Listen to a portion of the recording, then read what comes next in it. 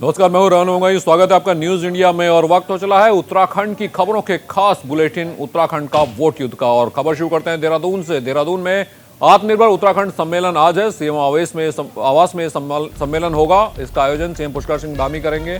सम्मेलन की अध्यक्षता नीति आयोग के उपाध्यक्ष भी कार्यक्रम में होंगे शामिल। केंद्र सरकार के प्रधान वैज्ञानिक सलाहकार भी होंगे शामिल। 4 टेक्निकल सत्रों में आयोजित होगा सम्मेलन। आत्मनिर्भर उत्तराखंड सम्मेलन का आयोजन सीएम आवास पर होगा। कार्यक्रम का आयोजन सीएम धामी करेंगे। कार्यक्रम की अध्यक्षता सीएम धामी करेंगे। तो देहरादून में आत्मनिर्भर उत्तराखंड आयोजन किया गया है। इस कार्यक्रम का सीएम आवास में सम्मेलन का आयोजन किया जाएगा। पुष्कर सिंह धामी करेंगे सम्मेलन की अध्यक्षता। केंद्र सरकार के प्रधान वैज्ञानिक सलाहकार भी होंगे शामिल। 4 टेक्निकल सत्रों में आयोजित होगा सम्मेलन। देहरादून आत्मनिर्भर उत्तराखंड सम्मेलन आज। सीएम आवास में सम्मेलन का होगा आयोजन। सीएम पुष्कर सिंह धामी करेंगे सम्मेलन की अध्यक्षता। केंद्र सरकार के प्रधान वैज्ञानिक सलाहकार भी होंगे शामिल।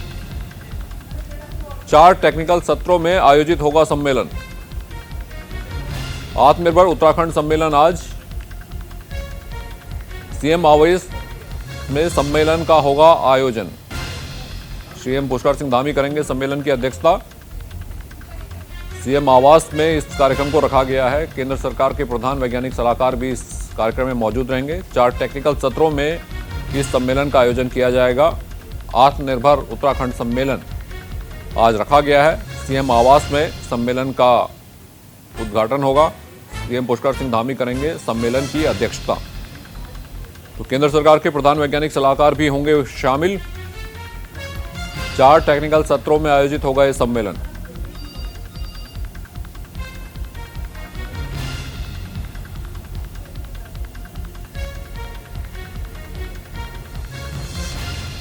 सीएम पुष्कर सिंह धामी करेंगे सम्मेलन की अध्यक्षता। आत्मनिर्भर उत्तराखंड सम्मेलन का आयोजन किया गया है। केंद्र सरकार के प्रधान वैज्ञानिक सलाहकार भी मौजूद रहेंगे। 4 टेक्निकल सत्रों में आयोजित होगा यह सम्मेलन। मुख्यमंत्री आवास पर यह सम्मेलन रखा गया है। आत्मनिर्भर उत्तराखंड सीएम आवास में सम्मेलन का आयोजन किया गया है। पुष्कर सिंह धामी इस सम्मेलन की अध्यक्षता करेंगे। केंद्र सरकार के प्रधान वैज्ञानिक सलाहकार भी शामिल होंगे इस कार्यक्रम में। 4 टेक्निकल सत्रों में आयोजित किया गया है सम्मेलन।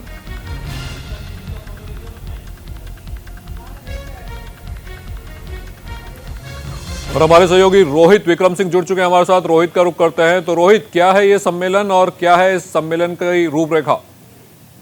बिल्कुल रमन, आज 9:30 बजे से ही आधे घंटे बाद ये है मुख्यमंत्री आवास पर आत्मनिर्भर उत्तराखंड @25 सम्मेलन का आयोजन होगा। मुख्यमंत्री पुष्कर सिंह धामी इस सम्मेलन की अध्यक्षता में सम्मेलन का आयोजन होगा। और 4 टेक्निकल सत्रों में इस सम्मेलन का आयोजन होगा। इसमें केंद्र सरकार के जो वैज्ञानिक सलाहकार हैं वो शिरकत करेंगे।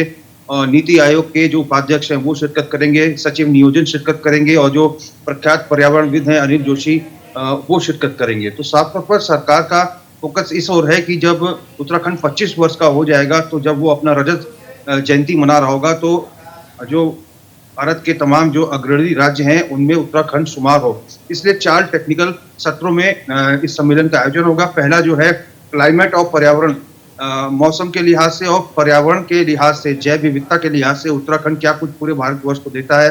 उत्तराखंड के जंगलों से क्या कुछ पूरे देश को ऑक्सीजन मिलती है, पर्यावरण से कितना फायदा पहुंचता है। तो इसको 2025 तक इसमें निरंतर किस तरह से सरकार अपनी भागीदारी निभा सकती है, किस तरह से पर्यावरण को बचा सकती है और वृक्ष लगाने की ओर युवाओं को, जनता को मोटिवेट कर सकती है। ये तो पहले सत्र में इस पर चर्चा होगी। दूसरे सत्र में जो होगी वो आर्थिकी पर चर्चा होगी। कैसे उत्तराखंड की आर्थिकी मजबूत हो, तमाम क्षेत्रों में कैसे उत्तराखंड बेहतर प्रदर्शन कर सकता है। और तीसरे सत्र में तकनीक को लेकर चर्चा होगी। तकनीक में किस तरह से उत्तराखंड आगामी 2025 तक विश्व के सामने या फिर देश के सामने अग्रणी भूमिका में आ सकता है। और चौथे में इंफ्रास्ट्रक्चर डेवलपमेंट किस तरह से उत्तराखंड 2025 तक कर सकता है। तो इन 4 सत्रों में, टेक्निकल सत्रों में आगामी 2025 तक जब रजत जयंती उत्तराखंड मना रहा होगा, तो किस तरह से उत्तराखंड अपने पैर पे खड़ा होगा, अग्रणी राज्यों में उत्तराखंड शुमार होगा। तो इन तमाम विषयों को लेकर मुख्यमंत्री पुष्कर सिंह धामी की अध्यक्षता में इस सम्मेलन का आगाज होगा। रोहित, ग्रीन बोनस को लेकर भी लंबे समय से उत्तराखंड में मांग रही है, क्योंकि एक बहुत बड़ा हिस्सा है जिसमें कि कोई डेवलपमेंट का कार्य नहीं हो सकता और उस ग्रीनरी को हम बना के रखते हैं उत्तराखंड के लोग। तो क्या ग्रीन बोनस जैसे मुद्दों पर भी चर्चा होगी इसमें? बिल्कुल साफ तौर पर ग्रीन बोनस की मांग जो है प्रदेश सरकार पिछले लंबे समय से करती रही है, चाहे वो कांग्रेस की सरकार हो चाहे बीजेपी की सरकार हो। क्योंकि उत्तराखंड जंगलों से घिरा हुआ राज्य है, बहुतायत संख्या में यहाँ पे अनेक प्रकार के वृक्ष हैं और पर्यावरण के लिहाज से क्या कुछ पर्यावरणीय सेवाएं उत्तराखंड देता आ रहा है।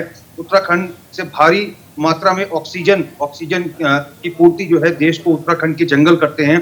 तो इस लिहाज से उत्तराखंड सरकार लगातार ग्रीन बोनस को लेकर मांग करती रही है। तो जाहिर तौर पर जो पहला सत्र होगा जो पर्यावरण के लिहाज से होगा, इसमें ग्रीन बोनस की बात भी निकल के आ सकती है। क्योंकि जो पद्म विभूषण पर्यावरणविद हैं अनिल जोशी, वो उत्तराखंड से ही आते हैं और देश विदेश में प्रख्यात हैं। तो जाहिर तौर पर उनके द्वारा जो है सरकारों से मांग की जा सकती है कि सरकार जो है उत्तराखंड को की इस पर्यावरणीय सेवा के तौर पर उत्तराखंड को ग्रीन बोनस देने का काम करे। रोहित, वापस आएंगे आपके पास, आप बने रहिए। और रुक करते हैं अगली खबर का। हरिद्वार के 2 दिवसीय दौरे पर राष्ट्रपति रामनाथ कोविंद। राष्ट्रपति के दौरे को लेकर खुफिया विभाग अलर्ट। 28 नवंबर को राष्ट्रपति कोविंद पहुंचेंगे हरिद्वार। प्रशासन ने पतंजलि विश्वविद्यालय पहुंचकर सुरक्षा व्यवस्थाएं जांची। हेलीकॉप्टर से प्रशासन ने तैयारियों का जायजा लिया। तो ये बड़ी खबर आपको बता दें, 28 नवंबर को राष्ट्रपति कोविंद पहुंचेंगे हरिद्वार। तो राष्ट्रपति का ये दौरा है उत्तराखंड का। प्रशासन ने पतंजलि विश्वविद्यालय पहुंचकर सुरक्षा के जो तमाम जांच की, उसकी किस तरह से चाक चौबंद सुरक्षा है। हरिद्वार के 2 दिवसीय दौरे पर हैं राष्ट्रपति रामनाथ कोविंद। राष्ट्रपति कोविंद के दौरे को लेकर खुफिया विभाग अलर्ट। तो जो भी प्रोटोकॉल होता है उसे फॉलो किया जा रहा है। 28 नवंबर को राष्ट्रपति कोविंद पहुंचेंगे हरिद्वार।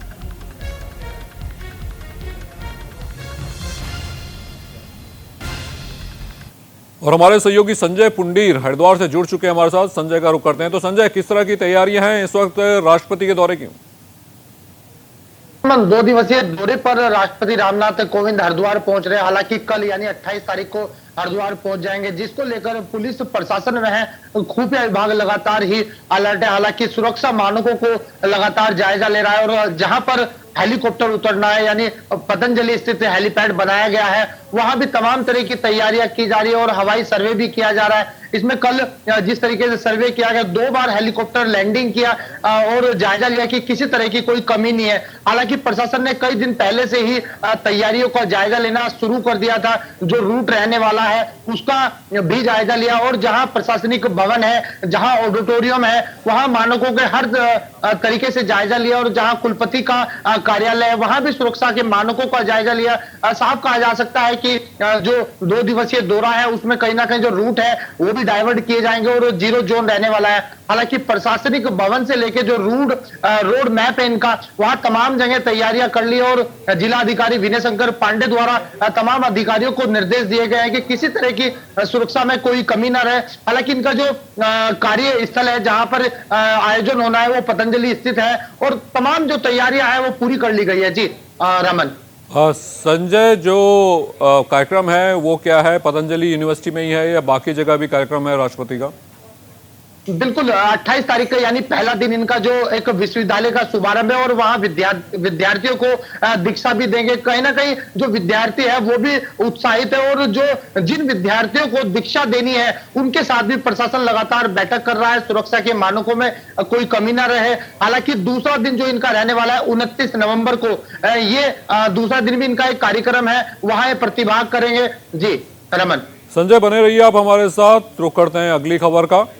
देहरादून में तीर्थ पुरोहितों का आज सचिवालय कूच। गांधी पार्क से तीर्थ पुरोहित दोपहर में करेंगे कूच। 4 धाम देवस्थान एक्ट के विरोध में सचिवालय कूच करेंगे तीर्थ पुरोहित। एक्ट के विरोध में तीर्थ पुरोहित आज मनाएंगे काला दिवस। तीर्थ पुरोहित एक्ट को भंग करने की कर रहे हैं मांग।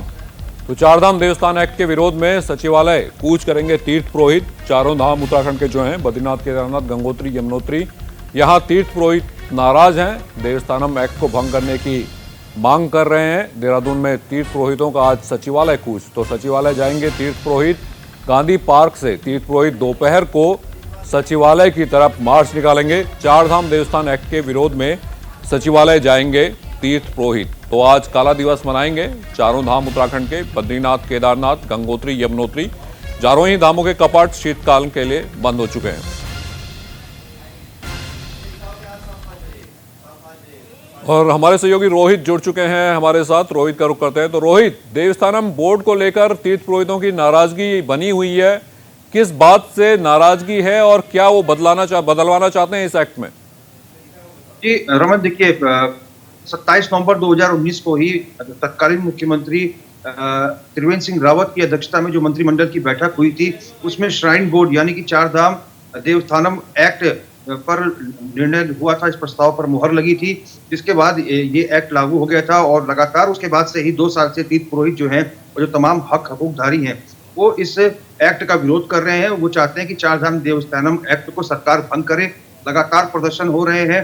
हमने देखा था कि अभी 1 माह पूर्व जब पूर्व सीएम त्रिवेंद्र सिंह रावत केदारनाथ धाम गए थे, तीर्थ पुरोहितों ने उनका जमकर विरोध किया था। भारतीय जनता पार्टी के प्रदेश अध्यक्ष, सहकारिता मंत्री, तमाम लोगों का विरोध किया था और साफ तौर पर कहा था कि अगर भारतीय जनता पार्टी इस देवस्थानम बोर्ड को भंग नहीं करती, इस एक्ट को वापस नहीं लेती है, तो लगातार उग्र आंदोलन होगा।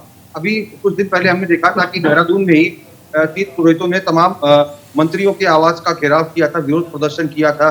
तो जाहिर तौर पर उस समय जो है तीर्थ पुरोहितों ने निर्णय लिया था कि 27 नवंबर को, चूंकि इस दिन इस प्रस्ताव पर मुहर लगी थी, ये एक्ट अस्तित्व में आया था, तो आज के दिन जो तमाम तीर्थ पुरोहित हैं उत्तराखंड के, वो देहरादून के गांधी पार्क से दोपहर 12 बजे सचिवालय कूच करेंगे और हजारों की संख्या में तीर्थ पुरोहित गांधी पार्क में एकत्र होंगे और आज के दिन इसे काले दिवस के रूप में मनाया जाएगा और एक विशाल आक्रोश रैली गांधी पार्क से सचिवालय तक निकाली जाएगी। रोहित, क्या सरकार की बातचीत चल रही है तीर्थ पुरोहितों के किस संगठन से और उनके लिए बीच का कोई रास्ता निकालने का, कोई हल निकालने का कोई मौका है? जी देखिए रमन, अभी जब कुछ दिन पूर्व जब तीर्थ पुरोहितों ने तमाम उत्तराखंड के मंत्रियों के आवास का घेराव किया था, विरोध प्रदर्शन किया था, नारेबाजी की थी, तो उसी समय अपने आवास पर मौजूद थे जो उत्तराखंड सरकार के कैबिनेट मंत्री और सरकार के शासकीय प्रवक्ता भी हैं, सुबोध उनियाल। वो अपने आवास से बाहर निकल के आए, तमाम तीर्थ पुरोहितों से बातचीत की। उन्होंने कहा कि आगामी 30 नवंबर तक सरकार ने तीर्थ पुरोहितों को समय दिया है और 30 नवंबर तक सरकार संभवतः इस विषय पर को लेकर कोई अंतिम निर्णय निकाल देगी। तो आगामी 30 नवंबर तक कम से कम तीर्थ पुरोहित जो चारों धामों के हैं वो शांत रहे, अपने आंदोलन को अभी विराम दे और 30 नवंबर को जाहिर तौर पर सरकार का पूरा प्रयास होगा कि कोई तीर्थ पुरोहितों के फेवर में कोई सकारात्मक निर्णय निकले। रोहित, बने रहिए, जानकारी के लिए वापस लौटते रहेंगे आपके पास। और रुख करते हैं अगली खबर का। सुब्रमण्यम स्वामी ने उत्तराखंड सरकार को दी चेतावनी, जल्द देवस्थानम एक्ट को निरस्त करे प्रदेश सरकार। सुब्रमण्यम स्वामी ने कहा कि अधिनियम को निरस्त करने का वक्त आ गया है। बीजेपी के वरिष्ठ नेता स्वामी ने धार्मिक भावनाओं का दिया हवाला। तो ये बड़ी खबर आज वक्त आपको बता दें, अधिनियम को निरस्त करने के लिए दबाव डाला है सुब्रमण्यम स्वामी ने। बीजेपी के वरिष्ठ नेता स्वामी ने धार्मिक भावनाओं का हवाला दिया। स्वामी ने कहा उत्तराखंड सरकार को कि आप इस एक्ट को, देवस्थानम एक्ट को निरस्त करें।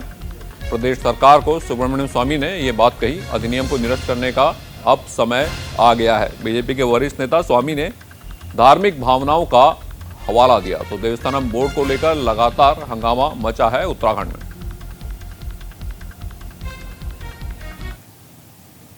रोहित, सुब्रमण्यम स्वामी ने कहा है कि ये वक्त आ गया है कि इस एक्ट को निरस्त कर दिया जाए। क्या लगता है कि सरकार एक्ट को निरस्त करेगी या फिर बातचीत के जरिए कोई हल निकाला जाएगा? जो हक हकूकदारी हैं उनके लिए कोई ऐसी पहलू उसमें रखा जाएगा कि वो नाराज न रहें? जी रमन, सुब्रमण्यम स्वामी जो भारतीय जनता पार्टी के वरिष्ठतम नेताओं में हैं, उन्होंने ट्वीट करके प्रदेश सरकार से कहा है कि तत्काल इस देवस्थानम एक्ट को निरस्त करे और साफ तौर पर जो आज का जो आक्रोश रैली है, जो काला दिवस जो तमाम तीर्थ पुरोहित देहरादून में मनाएंगे, उसका पूरा समर्थन जो है बीजेपी के वरिष्ठ नेता सुब्रमण्यम स्वामी का रहेगा। और सुब्रमण्यम स्वामी ने साफ तौर पर कहा है कि भारतीय जनता पार्टी जहां एक तरफ हिंदू की बात करती है, हिंदुत्व की बात करती है, गौ पूजा की बात करती है, राम मंदिर की बात करती है, तो ऐसे में तीर्थ पुरोहितों को नाराज करके आगामी विधानसभा चुनाव में भारतीय जनता पार्टी अगर जाती है तो उसे भारी नुकसान उठाना पड़ सकता है। और इसको लेकर सुब्रमण्यम स्वामी ने सर्वोच्च न्यायालय सुप्रीम कोर्ट में एक पीआईएल भी उत्तराखंड सरकार के अगेंस्ट दायर की हुई है। तो साफ तौर पर सुब्रमण्यम स्वामी कहीं ना कहीं आगामी 2022 के चुनाव को ध्यान में रखते हुए पार्टी को एक सलाह दे रहे हैं कि उत्तर प्रदेश में 403 विधानसभा सीटें हैं, 70 विधानसभा सीटें उत्तराखंड में हैं। अगर भारतीय जनता पार्टी ने इस देवस्थानम एक्ट को निरस्त नहीं किया तो ये छोटी चिंगारी उत्तराखंड से निकलकर कहीं ये विशाल रूप आगामी 2022 के चुनाव में ना ले और इन दोनों ही राज्यों में कहीं भारतीय जनता पार्टी को भारी नुकसान ना उठाना पड़ेगा। रोहित, विपक्ष की इसमें क्या भूमिका है? कांग्रेस पार्टी है, क्या वो भी इस मुद्दे को उठा रही है? कांग्रेस की अगर बात करें तो कांग्रेस का साफ तौर पर कहना है और कांग्रेस के तमाम बड़े नेताओं ने संयुक्त रूप से प्रेस वार्ता कर इस चारधाम देवस्थानम एक्ट को निरस्त करने की बात की है।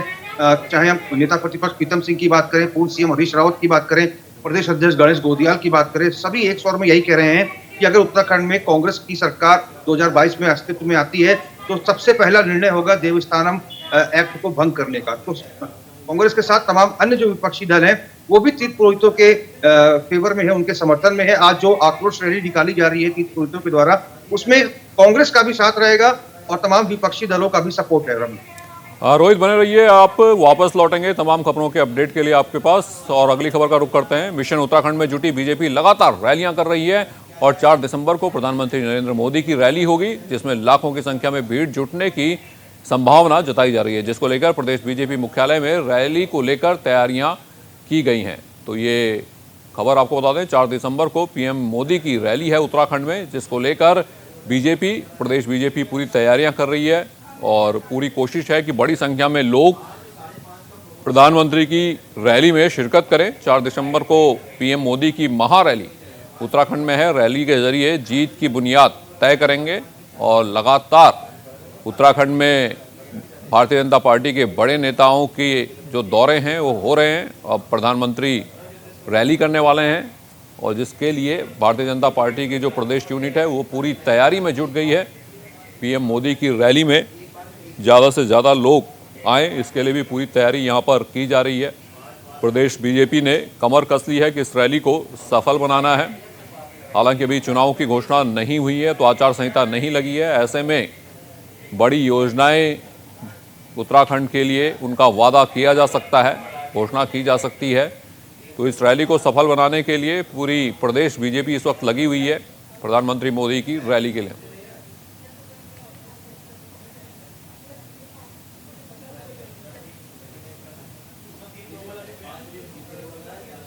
तो हमारे सहयोगी रोहित जुड़े हुए हैं, लगातार तमाम खबरों पे अपडेट दे रहे हैं वो। रोहित, बड़ी रैली रखी गई है भारतीय जनता पार्टी की, प्रधानमंत्री मोदी आएंगे, रैली करेंगे, तो प्रदेश बीजेपी ने पूरी तैयारियां कर ली होंगी कि इस रैली को विशाल से विशाल बनाया जाए।